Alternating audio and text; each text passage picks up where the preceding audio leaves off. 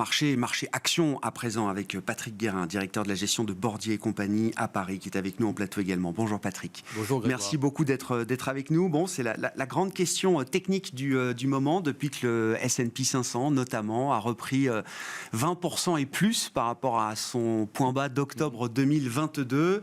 Est-ce qu'on est dans la fin d'un bear market rally qui aura été impressionnant, ou est-ce qu'on est au début d'une nouvelle histoire qui s'appellerait bull market, Patrick? La question n'est pas facile à répondre. Non. J'ai l'impression que le marché a envie d'y croire. Ouais. Ça, c'est clair qu'aujourd'hui, la dynamique est clairement en faveur de la poursuite de la hausse. Donc ça veut dire déjà concrètement que ne pas suivre cette dynamique nous mettrait en difficulté potentielle. Même si, en effet, depuis le début de l'année, le parcours, vous l'avez souligné, est impressionnant. Et si, comme ça a probablement déjà été dit ici, la hausse s'est concentrée sur un nombre extrêmement limité de valeurs, moins de 10. Donc ça complexifie encore l'exercice, puisque, par définition, quand on est gérant privé, notre métier...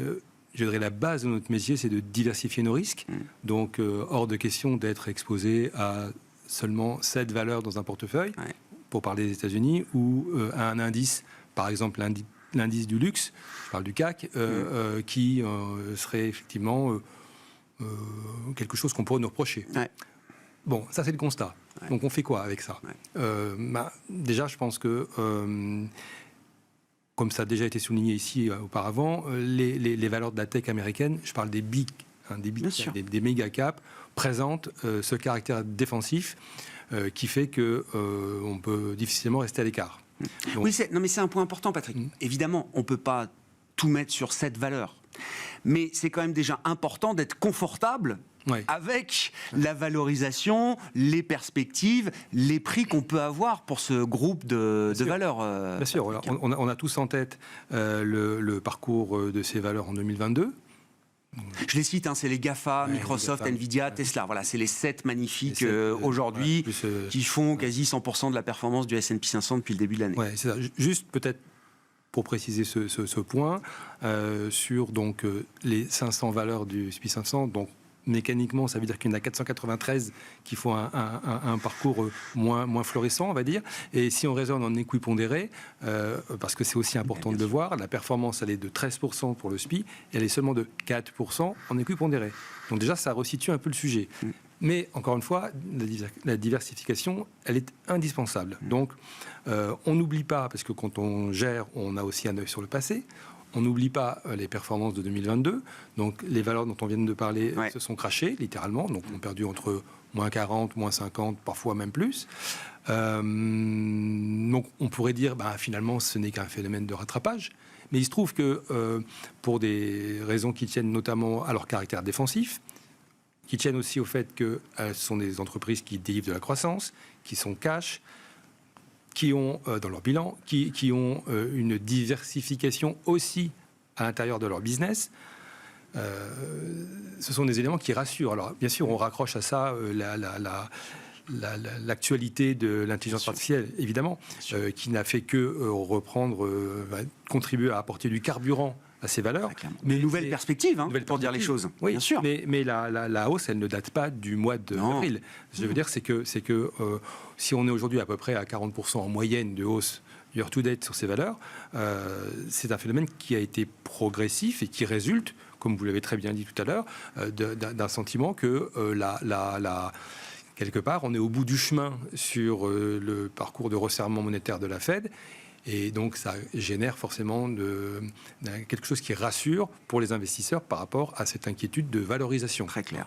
Donc, c'est des éléments qui nous obligent, qui nous incitent, on n'est pas obligé, mais qui nous incitent à conserver des positions non nulles, pour le dire poliment, sur la tech US. On gère le poids de ces valeurs dans les portefeuilles. On ne peut pas avoir des pondérations trop importantes. Mais par contre...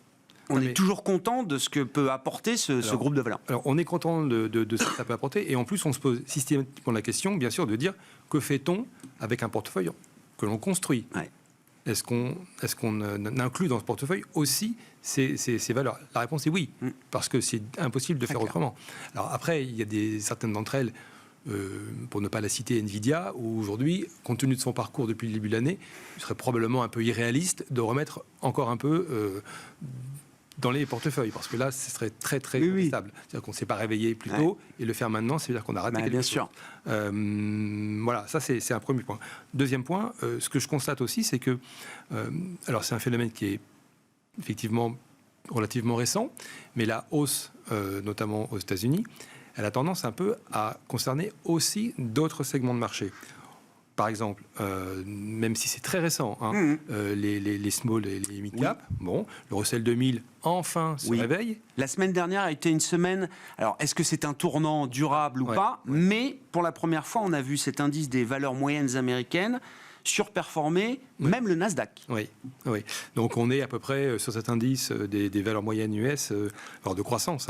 On est à 9%, 8%, et en year-to-date, donc 9%, mais c'est évidemment un retard très important par rapport aux autres indices américains. Mais peut-être que c'est le moment pour nous de se dire, tiens, les investisseurs ont envie finalement de répartir leurs risques et de ne pas rester simplement investis sur des superbes boîtes, mais dont la valorisation est un peu élevée et dont les perspectives de valorisation future sont très incertaines. On ne sait pas.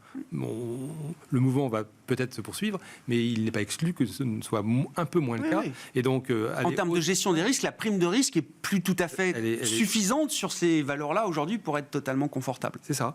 Et c'est aussi pour cette raison qu'on a vu les investisseurs s'intéresser récemment également aux valeurs de santé, qui sont elles aussi des valeurs défensives, mais dans une perspective beaucoup plus longue, donc avec un retour sur investissement qui ne va pas être le même, mais néanmoins qui vont chercher à réduire leurs risques globalement.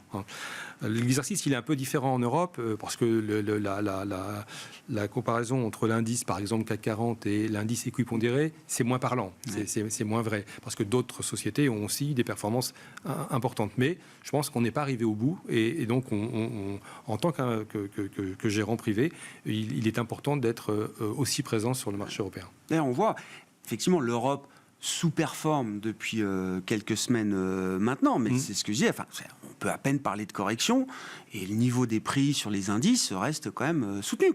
On n'a pas du tout abandonné ou lâché le momentum qu'on a vu sur les actions européennes depuis des mois et des trimestres maintenant. Oui, il se confirme. Le thème de l'IA spécifiquement, comment vous le regardez? Alors avec évidemment la ligne de conduite d'une maison suisse comme Bordier, c'est-à-dire que c'est très enthousiasmant, on a tous un peu l'intuition que c'est quand même un thème puissant, sans doute assez large, assez global, qui va nous accompagner peut-être sur des horizons de moyen-long terme désormais, et on sous-estime peut-être d'ailleurs à moyen-long terme l'impact de ce phénomène IA générative, même jusqu'à un point macro. Maintenant, il faut prendre des décisions aujourd'hui quand on est investisseur pragmatique. Comment on s'expose à ce thème sans prendre le risque de se brûler les ailes? Alors, vous avez cité l'exemple d'NVIDIA en disant si vous en aviez en janvier, très bien. Si vous n'en avez pas aujourd'hui, est-ce que c'est vraiment le moment d'y aller? C'est une question ouverte. Et sans doute que certains diront oui, il faut y aller, il y a encore des perspectives. Mais comment on est attentif quand même à ces phénomènes d'engouement boursier qui sont légitimes, il y a sans doute des fondements très légitimes à ça, mais on connaît tous l'exubérance possible de Mr. Market. Mais je dirais que précisément parce que on mesure bien, on pèse bien la profondeur du thème. On ne peut pas rester à l'écart. Et la meilleure manière d'être présent sur ce thème, c'est d'être investi à travers ces méga caps, je redis la même chose, mais c'est important, ces méga caps qui ont une trésorerie ample, qui ont une diversification dans leur business, ce qui fait qu'elles sont ultra présentes, elles investissent des dizaines de milliards, peut-être probablement un peu plus, sur une durée un peu plus longue, de dollars, sur le développement de l'intelligence artificielle. Et je pense que c'est la meilleure façon de faire. On ne va pas aller, par exemple, mettre de l'argent, juste petit clin d'œil, même si c'est sûrement une très belle boîte, dans Mistral. Ah oui, bien sûr. Non, mais je veux dire, c'est le job des VC. C'est ce que je disais ce matin. Exactement. C'est normal. Exactement. C'est à eux de mettre des tickets sur ces projets-là. Ça fait une semaine que un mois que la boîte est créée. C'est pour des VC, évidemment. Je n'imagine pas que ce soit pour... Mais pour autant, rester à l'écart n'aurait aucun sens. Mais de toute façon, même si on le voulait, on ne pourrait pas, puisqu'en achetant Microsoft ou Google ou Alphabet, on achète aussi, bien sûr, on embarque aussi l'intelligence artificielle. Donc, très bien. Ce qui est fascinant, c'est quand ChatGPT a été révélé au monde en novembre dernier, une des premières réactions que j'ai vues chez les investisseurs, ça a été de dire « Ah, ça y est, disruption », et donc... les leaders d'hier ne seront pas les leaders de demain. Parfaitement raison. On se disait, mais ça y est, Google, c'est fini. La rente du moteur de recherche Google va exploser avec ChatGPT. Quelques mois après, j'ai l'impression qu'on est revenu à quelque chose d'un peu plus pragmatique, peut-être. Aussi, peut-être. Non, mais c'est pas dit que ces boîtes-là n'arrivent pas à capter effectivement cette nouvelle thématique et toute la croissance que ça implique. Je suis même absolument convaincu qu'elles vont être capables de la capter, bien sûr. Donc on en a pour 10 ans encore avec les GAFA. Quoi. Oui. C'est vrai que c'était très intéressant parce que l'année dernière, on avait envie de les plier, de dire merci, c'est fini. On n'a plus un centime sur ce sujet. Ouais. Bon, on est en juin et on voit qu'on aurait quand même eu un petit peu tort, pour employer une litote. Merci beaucoup Patrick pour votre éclairage sur cette situation de marché et voilà ces recommandations, cette ligne de conduite en matière de stratégie d'investissement pour Bordier et compagnie. Vous êtes directeur de la gestion de Bordier à Paris. Patrick Guérin qui était avec nous en plateau pendant cette demi-heure d'émission à la mi-journée. On se retrouve à 17h pour la grande édition de Smart Bourse en direct sur Bismart.